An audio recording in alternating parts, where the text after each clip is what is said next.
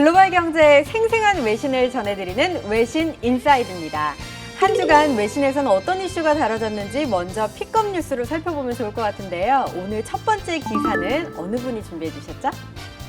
네, 제가 네. 당했습니다. 하지만 연구원님. 최근에 이제 베네수엘라의 인플레이션 문제가 굉장히 좀 심각한 가운데 최근에 이제 빵값이 8개월 만에 이제 한 5배 올랐다라는 뉴스들이 있었는데요. 네. 제가 이제 이 뉴스를 좀 관심 있게 보려고 했었던 이유는 네. 사실 이제 그 테이퍼 텐트럼 이후에 프레자일 5라고 해서 나왔었는데 네. 사실 그 나라들보다도 훨씬 더 심각한 게 베네수엘라였던 것 같아요. 그래서 조만간 디폴트 얘기도 많이 나오고 그렇죠. 인플레도 세계에서 가장 높고 유가는 또 최근에 많이 떨어지고 그래서 사실 베네수엘라가 어떻게 되는지가 앞으로의 어떤 금융시장이나 다른 이머징 국가들한테 주는 영향력이 있을 것 같아서 관심 있게 이제부터 보려고 합니다. 빵을 돈으로 집어서 휴지 대신에 돈으로 집어서 이렇게 먹는다라는 얘기가 나올 정도로 돈의 가치가 하락했다고 하더라고요. 그러니까 냅킨 대신에 돈으로 대신했다는 거죠. 네, 네. 그럴 정도로 이제 화폐의 가치가 하락을 한 거죠. 이렇게 이 베네수엘라의 인플레이션 원인이 뭐라고 보시나요? 사실 베네수엘라는 석유 빼면 아무것도 없는 나라거든요. 대부분 먹는 걸 이렇게 수입하는 나라인데 최근에 이제 유가 빠지니까 수출이 제가 얼핏 기억하기로 한 60% 이상 줄었습니다. 그러니까 네. 유가가 한 50% 떨어졌으니까 이제 수출도 한 50% 반토막이 난 거죠. 그러니까 무역 수지가 이제 없어지는 거잖아요. 그러니까 돈이 없으니까 먹는 거를 수입을 못 하게 된 것 같아요. 근데 그러면서 이제 쇼티지가 나니까 이제 인플레가 천정부지로 올라가게 되고 그러면서 이제 사람들의 고통 지수가 굉장히 좀 높아진 게 아닌가 싶습니다. 빵값이 직접적으로 먹는 게 그렇게 높아지면 너무 힘들 것 같아요. 근데 그럼 이제 석유 문제가 있다 이렇게 얘기를 하셨는데요. 그렇다면 이번에 그 미국이 멕시코랑 손을 잡고 원유 수출을 하겠다 이런 식으로 나오고 있잖아요. 그렇게 되면 더 문제가 심각해지지 않을까요?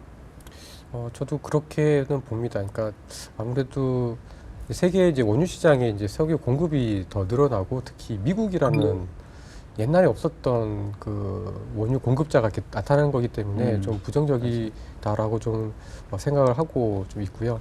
아무래도 이제 그런 부분들이 요즘 계속 중국 문제, 달러 강세 문제, 원유의 어떤 공급 과잉 문제 이런 것들이랑 같이 맞물리면서 전체적으로 좀 원자재 가격에 대해서는 굉장히 좀 베어리시한 뷰가 더 이렇게 확산이 되는 계기로 좀 작용을 하고 있는 것 같습니다.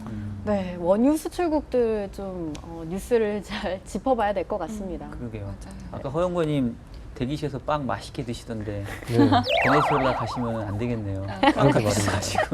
못 드시겠네요, 하나밖에. 네, 그러면 오늘 두 번째 픽업 뉴스는 어느 분이 준비해 주셨죠? 네, 준비라고 하긴 그렇고 최근에 좀 관심 있게 봤던 기사가 있어서 소개를 할까 하는데요. 네. 요즘에 결국 글로벌 금융시장의 화두는 연준이 금리 인상을 과연 9월에 할 거냐, 그렇죠. 12월로 미룰 거냐 아니면 아예 안 할 거냐 이 부분인데 블룸버그에서 이제 조사를 했었나 봐요. 그래서 계속해서 그 금리 인상 시기에 대해서 과거부터 지금까지 조사를 해오고 있는데 그 블룸버그 조사에 의하면 최근에 여러 가지 이벤트가 있음에도 불구하고 계속 9월 달 가능성을 한 77%, 78% 계속 시종일관 마켓 플레이어들은 이렇게 전망을 하고 있고요. 근데 이제 눈에 띄는 거는 그 골드만삭스 같은 경우에는 이제 자신 있게 12월 인상을 주장하고 있다라고 이제 기사에 나오는데 조그맣게 이제 부연 설명 달린 게 이제 골드만삭스가 그 과거에 어떤 그 고위급에 있었던 분들이 많이 영입이 돼서 아마도 내부 인사이드 인포메이션을 좀 갖고 있는 게 아니냐 약간 이런 뉘앙스를 좀 비친 것 같아요. 그래서 실제로 골드만삭스의 어떤 그런 보이지 않는 정보력에 의해서 12월이 인상이 될 건지 아니면 대부분의 이 이코노미스트가 예측하는 것처럼 9월이 될 건지 이것도 하나의 재미있는 관전 포인트가 될 것 같아요. 그렇겠네요. 그렇다면요, 좀 9월에 인상이 되지 않고 12월에 인상이 된다면 그 사이에 우리 국내 경제에는 어떤 영향이 있을까요?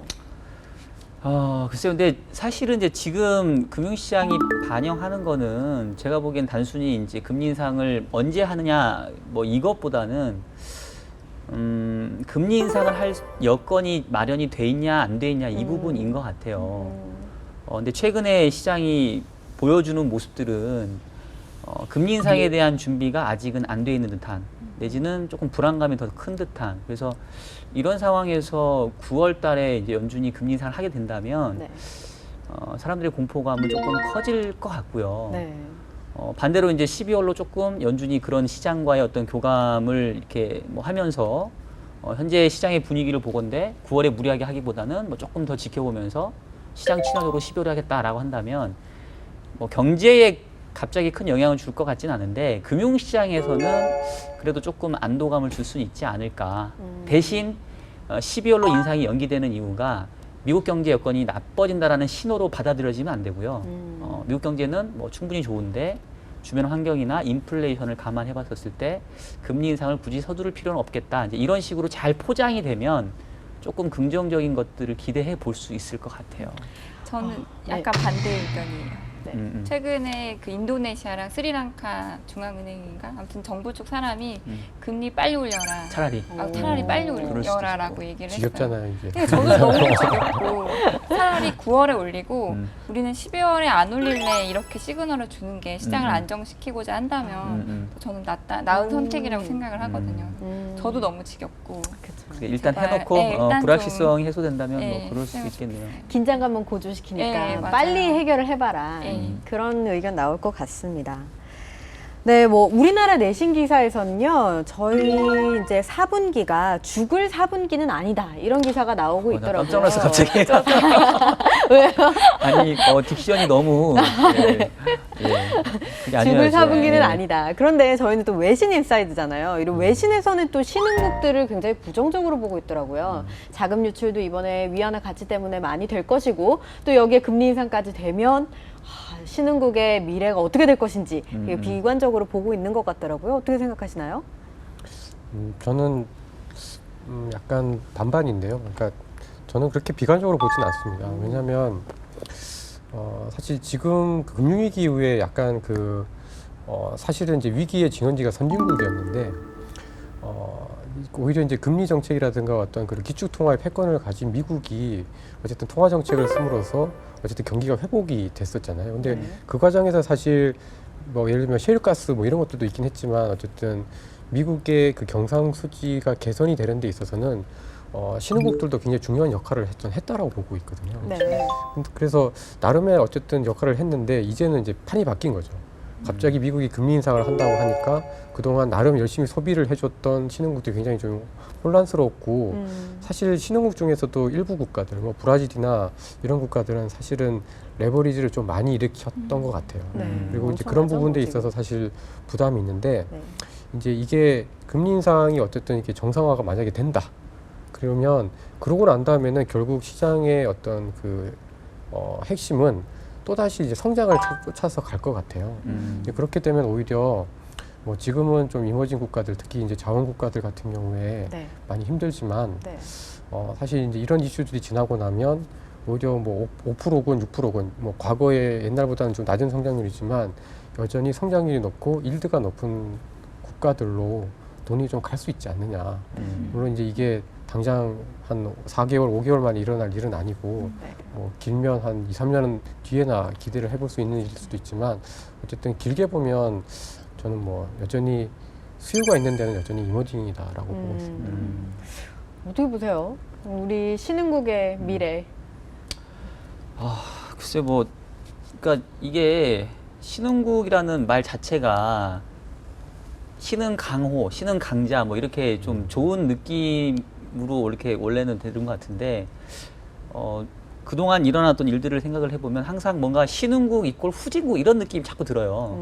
그러니까 지금처럼 뭔가 혼란스러운 상황에서는 자금이 빠져나가는 국가, 그러니까 좀 신뢰를 여전히 못 주는. 그래서 그 신흥국이라는 타이틀 자체가 저는 조금 약간 마음에 안 들고요.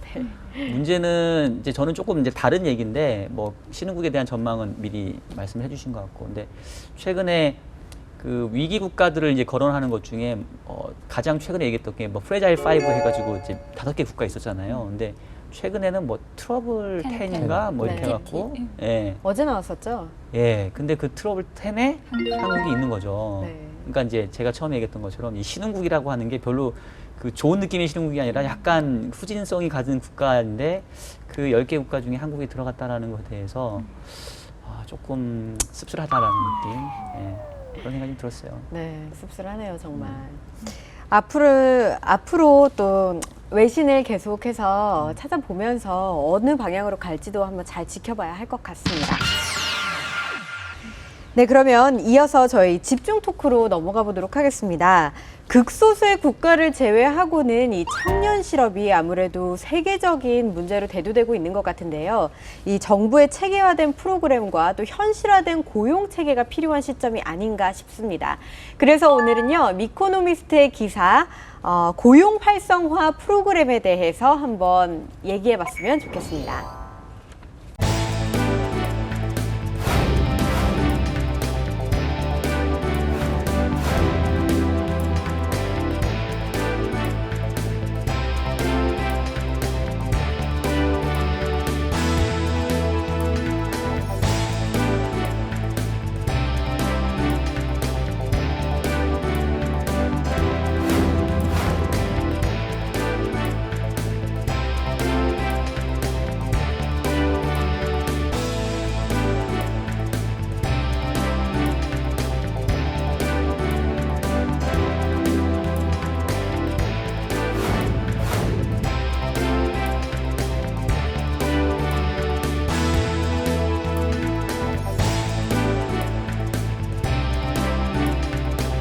뭐든지 배우면 그리고 뭐든지 해놓으면 나중에 써먹을 수 있다. 이런 얘기 많이 들어보셨죠?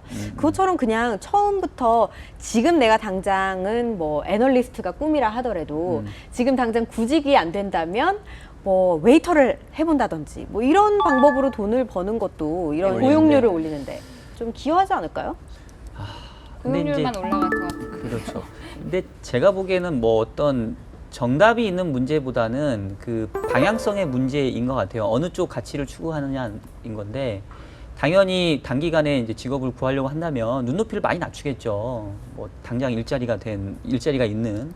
근데 국가적으로 봤었을 때는 이제 어떤 문제가 발생할 수 있냐면 어떤 그 교육이 잘 돼 있고 충분하게 역량을 가진 그런 어떤 고급 인력이 그런 자기의 역량을 발휘할 수 있는 기회를 찾기 이전에 하향 지원을 함으로 인해서 어떻게 보면 잠재적인 능력이 발휘되지 못하는 그런 건 또 사회적 비용이 될 수 있거든요. 그래서 아마 적절한 어떤 균형이 필요할 것 같아요. 그래서 어떤 사람은 그런 어떤 교육이나 이런 것들을 통해서 훨씬 더 고퀄리티의 어떤 생산성을 뽑아낼 수 있다고 한다면 이 사람들은 이제 정부에서 지원도 필요할 것 같고요. 근데 그렇지 않은 쪽은 뭐 빨리 그냥 일을 찾게 해서 그 자체로 생산성을 늘리는 게 나을 것도 같고, 그래서 이거는 어떤 답이 있는 문제라기보다는 정부가 어떤 고용 정책을 가지고 있는지 그 팔러시의 문제가 될 것 같아요. 구직 활동에 우리나라 정부는 어느 정도나 개입을 해야 된다고 보시나요? 개입의 정도라고 하는 게 좀 표현이 좀 어색하긴 한데요. 네. 사실 미국 같은 나라는 이제 고용의 문화가 다르잖아요. 쉽게 해고도 되고 또 쉽게 뽑기도 하고 네. 뭐 연봉의 레인지도 굉장히 높고 일을 열심히 한 사람들한테는 나름 뭐 스탁 옵션이니 인센티브도 굉장히 많이 받아가고 그러니까 이런 그러니까 고용 시장이 굉장히 유연한 쪽에서는 사실 구직 활동이라는 거를 하기 위해서는 정부가 최소한의 지원만 하면 된다라고 보여지는데 네. 저희처럼 사실 한번 그 어떤 고용이 끊어지고 난 다음에 재고용이 굉장히 힘든 쪽에서는 사실 구직을 위한 정부의 어떤 지원들은 굉장히 저는 좀 절실하다라고 좀 보고 있습니다. 그래서 사실 이거는 뭐 정답이 있는 거는 아닌 거는 맞고 이제 그 나라의 어떤 상황이나 문화나 어떤 그런 거랑 같이 맞물려서 생각을 해야 되는데 네. 기본적으로는 좀 일자리는 사실 개인의 문제지 나라가 해줄 거는 저는 아니다라고 봅니다. 근데 이제 아까 처음 말씀드린 것처럼 그 문화나 어떤 사회적인 구조에 따라서 국가가 할 최소한의 것들은 분명히 있을 거다. 그리고 저희 나라는 좀 최소한의 것들이 분명히 좀 더 다른 나라들보다는 좀 기준이 좀 높지 않겠나. 저는 그렇게. 그러니까 기본적으로 산업 구조의 변화를 무시할 수는 없는 것 같아요. 그러니까 이제 내년부터 임금 피크제가 실시되는 걸로 알고 있는데요. 뭐 이제 그것도 어떻게 보면은 하나의 대안이 될 수 있겠고. 그러니까 과거에 우리나라가 60년대, 70년대 제조업 기반으로 이렇게 성장을 했었을 때는 그 노동 집약적인 산업이었기 때문에 그 신규 노동 또 젊은 층의 노동력이 되게 필요했거든요. 근데 지금은 산업 구조 바뀌어갖고 더 이상 어떤 노동성, 근면성 이런 것들을 기반으로 한 산업이 없어요. 네. 그러면 이제 젊은 친구들이 예를 들면 뭐 공장이라든가 뭐 어떤 생산 활동이라든가 이런 거에 기여할 수가 없는 거고요. 산업 자체가 많은 노동을 가지고 일해 가지고는 그 어떤 생산성을 낼 수가 없는 구조로 이미 바뀌어버렸기 때문에 여기서 그냥 무턱대고 어떤 고용 활동, 어떤 뭐 구직 활동은 이제 니네들의 몫이다라고 정부가 뒷짐을 두게 되면 그거는 조금 이렇게 안 맞는 미스매치가 될 수밖에 없는 것 같아요. 그래서 산업 구조 변화에 맞게 정부가 어느 한쪽으로 좀 유도하는 정책이 필요한 것 같고요. 그래서 제가 생각을 해본다면은 뭐 결국은 지금 이제 가장 많이 유행하는 게 뭐 스마트폰의 어플리케이션이라던가 네. 뭐 여러 가지 어떤 그 뭐라고 해야 될까요? 이제 생산성이라던가 창조성 이런 거 강조하는 것들이 커지기 때문에 부가가치. 그러니까 신규 창업이라던가 창업 지원 이제 이런 쪽으로 해야 네. 오히려 이제 고용을 조금 창출할 수 있지. 옛날처럼 뭐 대기업이 신입사원 몇백 명씩 뽑고 이런 시대는 제가 보기에는 다시는 오기는 힘들 것 같아서 아예 어떤 고용시장의 정책 자체를 산업구조의 변화에 맞춰서 큰 그림을 짜야 되지 않을까 싶고요. 정부의 노력이 절실하게 필요하다고 아, 네. 생각이 됩니다. 네, 많은 말씀하신 것 같아요. 또 막 외신에서는 또 이런 얘기를 많이 하더라고요. 뭐냐 하면 이제 시대가 아까 얘기하신 것처럼 산업 생산의 시대가 아니라 부가가치 창출의 시대다. 그래서 인터넷을 많이 활용을 해서 개인적으로 뭔가 수입을 얻을 수 있는 그런 프로그램을 많이 생산을 해내야 된다. 뭐 이런 얘기를 하고 있습니다. 근데 제가 찾아봤을 때는 아직 우리나라 정부가 이런 인터넷 기반으로 해서 뭔가를 창출해낼 수 있는 교육을 그렇게 많이 하고 있지 않은 것 같아요. 혹시 들어보신 거 있으신가요? 동아리들이 많이 있다고 하더라고요. 네. 창업하고 뭐 그 안에 당연히 인터넷 관련한 사업도 있을 것 같고 그래서 네. 그 동아리들이 꽤 많고 그 동아리 하면서 일을 하게 돼서 명문 뭐 그런 학교들에서 또 취업을 안 하고 그냥 그런 창업 계속 일을 취업을 안 하고 하는 그런 사례들도 있다고 하더라고요. 네. 기사에서는요, 경기 쇠퇴가 장기적으로 될수록 이렇게 기술을 배우는 교육만이 답이다라는 주장을 했습니다. 지금 또 세계적인 디플레이션 우려가 대두되고 있는 가운데 이렇게 교육만이 답이라고 얘기하는 기사처럼 우리도 이렇게 발전적인 교육을 해야 할까요? 그렇죠. 그러니까 뭐 아까 그랬던 것처럼 이제 산업 구조가 바뀌는 부분이 있기 때문에 이제는 뭐랄까 이렇게 지시를 내리고 뭐 관리를 하고 이제 그런 쪽의 인력들은 이제 점차 이렇게 별로 필요는 없는 것 같아요. 뭐 기계가 대신 해주고 뭔가 시스템이 대신 해주기 때문에 네. 그러면 이제 실제로 뭐 기술력을 가지고 있는 기계가 할 수 없는 뭐 순수한 어떤 고유의 어떤 뭐 본인만의 장기 뭐 이런 것들을 가지고 있으면 있을수록 이제 취업에 유리하겠고요. 이제 교육도 그렇게 따지면은 뭐 단순한 사무교육 이런 것보다는 확실하게 이제 기술과 연관되는 교육 이제 이런 것들이 있다면, 그러니까 숙련공 이런 게 상당히 많이 필요할 것 같고요. 뭐 다른 나라 같은 경우 보게 되면은 미국도 저희 옛날에도 외신에서 한번 다뤄본 것 같은데 그 플러머라고 하는 배관공이 막 인기라고 막 이렇게 네, 있었잖아요. 돈 많이 번다고 하더라고요. 그리고 뭐 인터넷 설치해주고 뭐 이런 것도 되게 많이 이렇게 거기에서는 괜찮은 직업이더라고요. 그래서 우리나라도 그런 이제 기술과 관련된 네. 그런 그 교육기관들이 좀 전문적으로 많이 생기고 그런 것과 관련된 직업들이 많이 또 만들어지게 되면 조금은 또 이 고용 창출에 좀 기여할 수 있지 않을까. 그래서 요즘 분위기도 많이 이제 직업 관련된 그 뭐 전문 학교도 많이 가는 것 같고요. 마에스터. 예, 네. 마에스트로인가 뭐 마에스터고. 예, 마에스터 네. 고등학교. 예. 그리고 뭐 문과생보다는 좀 이과생이 요즘에 많이 인기를 얻고 있다고 하고요. 그래서 우리도 분위기는 좀 비슷하게 가고 있는 것 같아서 조금 더 이렇게 장려를 할 필요가 있지 않을까라는 생각이 좀 들어요. 오늘도 이렇게 외신을 통해서 글로벌 시장과 또 경제 흐름 또 이런 문제점들을 한번 잘 다뤄봤는데요. 문제점이 있다면 또 끊임없는 토론 안에서 해결점이 있다고 바로 믿습니다. 네, 오늘 마치기 전에 한 가지 안내를 해드릴까 하는데요. 연합인포맥스가 기획재정부와 공동으로 제2회 코리아 트레저리 펀드 국제 컨퍼런스를 개최합니다. 8월 27일 오후 2시 여의도 63빌딩 그랜드 볼룸에서 진행되는데요. 원활한 행사 진행을 위해 참가 희망자들의 사전 신청을 받는다고 하니까요. 연합인포맥스 홈페이지를 통해 많은 시청 바랍니다. 다음 주에도 저희 생생한 이슈로 다시 찾아뵙도록 하겠습니다. 감사합니다. 고맙습니다. 고맙습니다. 수고하셨습니다. 수고하셨습니다.